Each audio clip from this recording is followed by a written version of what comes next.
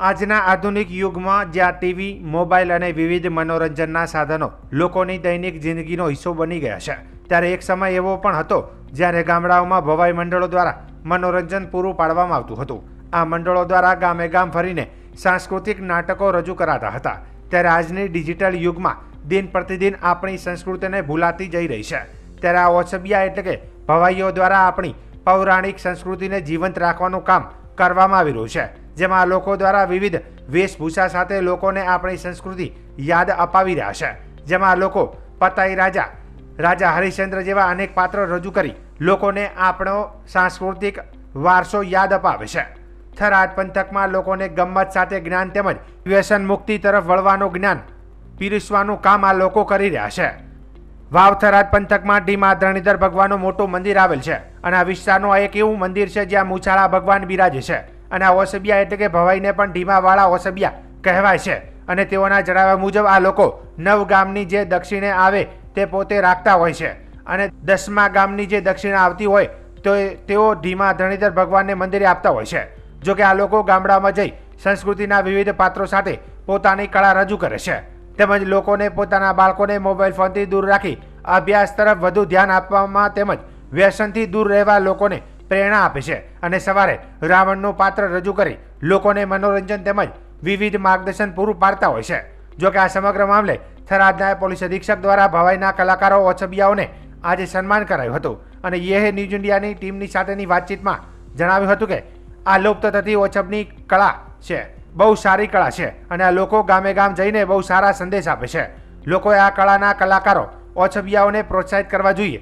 આ લોકો વ્યસનથી દૂર રહેવાનો સંદેશ આપી રહ્યા છે, જેને લઈને અમે પોલીસ તરીકે આજે તેમની પૂરી ટીમનું સન્માન કર્યું છે અને જ્યાં અમારી જરૂર પડે ત્યાં તેઓને મદદ પણ કરીશું તેમ જણાવ્યું હતું. આજે અમને થરાદ મુકામે ડીવાયસી સાહેબે બોલાવી અને અમારું ખૂબ સન્માન કર્યું છે અને જે અમારી કલાને એમને માન આપ્યું છે અને કલાને જીવતી રાખવા માટે અમને પણ ખૂબ એમણે ધન્યવાદ આપ્યો છે. અને જ્યાં સાથ સપોર્ટ ને સહકાર એ અમને પણ સાહેબ આપશે. અમારે જ્યાં જરૂર પડશે ત્યાં અમે પણ સાથ સહકારને સપોર્ટ કરીશું. અને ખૂબ ખૂબ સાહેબને પણ ધન્યવાદ છે, પોલીસ લાઈને પણ ધન્યવાદ છે કે અમારી આ કલાની કદર કરી અને જે કલાની કદર કરે છે ને એને ખૂબ ખૂબ ધન્યવાદ છે. આજરોજ અમારા પત્રકાર છે મહેન્દ્રભાઈ ઓઝા, એમના મારફતે અમને સારો એક લેખ એમણે છાપામાં લખેલો કે ભાઈ આ વિસ્તારની એક કળા છે ઓછબિયા, જેને કળા કહેવાય છે. એ લોકો વિવિધ આપણી સંસ્કૃતિ ઉપર નાટકો રાખે છે અને ખૂબ સારો સંદેશ ગામ લોકોને આપે છે અને આપણી જે સંસ્કૃતિ, જે લુપ્ત થતી સંસ્કૃતિ છે એને બચાવવા માટે ખૂબ સારું કામ કરે.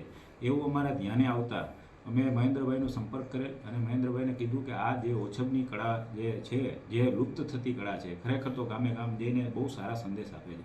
આ લોકોને અમારી પાસે લઈ આવો, અમે એનું સન્માન કરવા માંગીએ છીએ. એટલા માટે થઈને આજે આ ઓછબની જે કળા જે નાટક કરે છે એ લોકો બધા આવેલા અને 10 વ્યક્તિઓ જે એમનું મંડળ છે, આખું મંડળ આવેલું અને અમે એમનું સન્માન કરેલું છે.